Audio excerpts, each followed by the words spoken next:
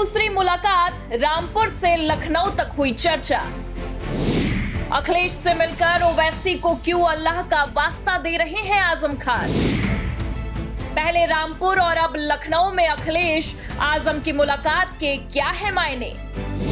लखनऊ में रामपुर से अलग थी आजम अखिलेश की मुलाकात।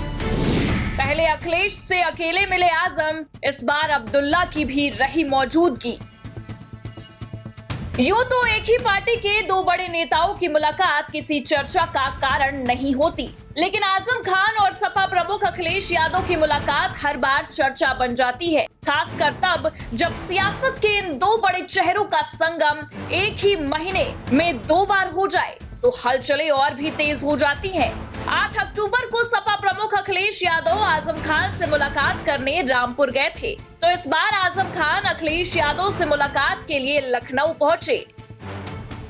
अखिलेश यादव और आजम खान की ये मुलाकात रामपुर वाली मुलाकात से बिल्कुल अलग रही। जब अखिलेश यादव रामपुर गए थे तब चर्चा थी कि सीतापुर जेल से बाहर आने के बाद आजम खान सपा से बेहद नाराज हैं, किसी दल से राजनीतिक भविष्य तलाश रहे हैं। अखिलेश से मुलाकात को लेकर आजम खान ने ये शर्त भी रख दी कि इस मुलाकात के दौरान कोई और मौजूद नहीं रहेगा। लेकिन इस बार जब आजम खान अखिलेश से मिलने पहुंचे तो साथ में बेटे अब्दुल्ला आजम को भी लेकर गए। इसी वजह से चर्चा और भी तेज हो गई है। हालांकि आजम खान जब अखिलेश यादव से मुलाकात करके बाहर निकले तो मीडिया के कई सारे सवालों का जवाब भी दिया। रिश्तों की मुलाकात है, कोई नई मुलाकात नहीं है, होती रही है, आगे भी होती रहेगी। आधी सदी के रिश्ते को अगर किसी ने भी ये समझा था कि हम उस पर जंग आने देंगे तो मुमकिन नहीं है, उधर से भी मुमकिन नहीं है और इधर से भी मुमकिन नहीं है।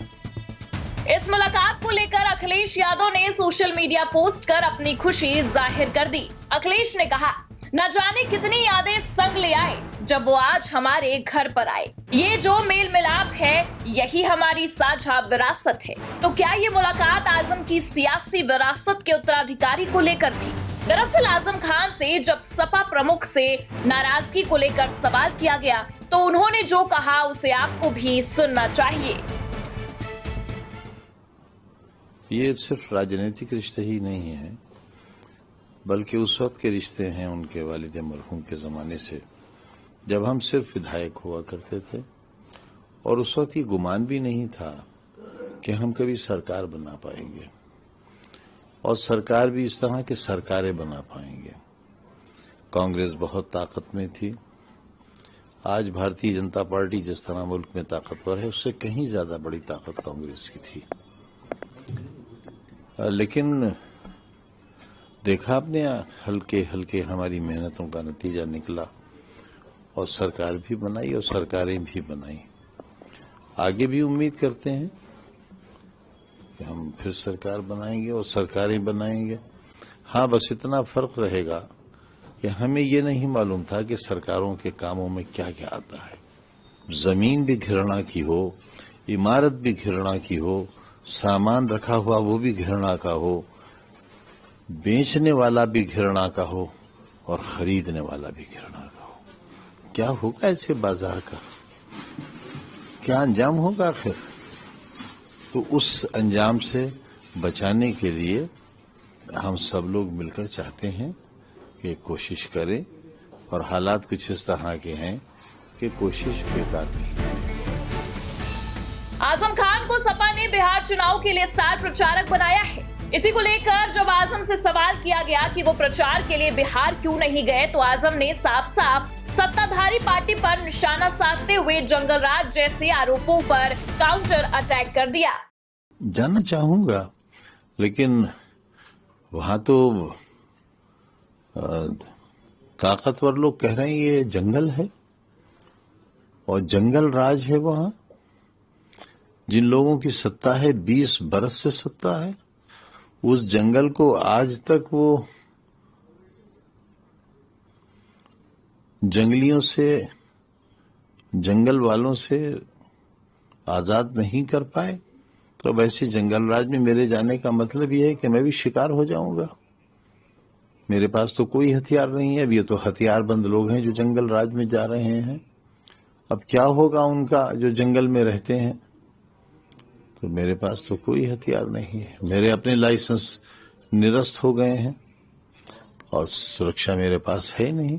मेरा दिल चाहता है वहां रहूं और मेरे ख्याल से मेरी बात आपके माध्यम से पहुंच ही रही है। आजम खान से AIMIM प्रमुख असदुद्दीन ओवैसी की सियासत को लेकर भी सवाल किया गया तो आजम खान ने अल्लाह का वास्ता देकर ओवैसी से इमोशनल अपील कर दी। देखिए, ये उन्होंने कहा है, लेकिन मेरा मशवरा ये है कि सभी लोगों को मुझसे सबक लेना चाहिए, मेरे अंजाम से सीख लेना चाहिए। और मेरा उन लोगों को सवाल है कि अगर तनखैया कहने पर मेरी सदस्यता जा सकती है, मुझे 3 बरस की सजा हो सकती है, अगर मुर्गी चोरी कराने में मुझे 21 बरस की और 36 लाख रुपए का जुर्माना हो सकता है, तो फिर दूसरे लोग आखिर माहौल क्यों खराब कर रहे हैं? उन्हें किसने ये अधिकार दिया? नफरतों के बाग सजाने की जरूरत क्या है?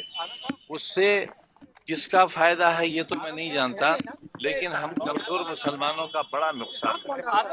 और हमारी दरख्वास्त है उनसे कि हमारे ऊपर तरस खाएं, हम पर रहम करें और हमारी बर्बादी का इंतजाम न करें। बिहार चुनाव के बीच आजम अखिलेश की मुलाकात इसलिए भी अहम है क्योंकि यूपी में 2027 में विधानसभा का चुनाव होना है। इस चुनाव से पहले बीएसपी जातीय गठजोड़ की मजबूत दीवार खड़ी कर रही है। उधर भाईचारा कमेटी के जरिए सपा की निगाहें मुस्लिम वोट बैंक पर टिकी है। सपा प्रमुख इस बात को भली भांति समझ रहे हैं, इसीलिए मुलाकात और भी खास हो जाती है। उधर अब्दुल्ला आजम की मौजूदगी भी ये बताती है कि आने वाले समय में अपनी सियासत से ज्यादा आजम अब्दुल्ला की सियासत को तरजीह देने की तैयारी कर रहे हैं और यूपी में मुस्लिम वोट बैंक को एकजुट करने के लिए पूरी ताकत लगाने में जुटे हैं। डेस्क रिपोर्ट, आज की खबर।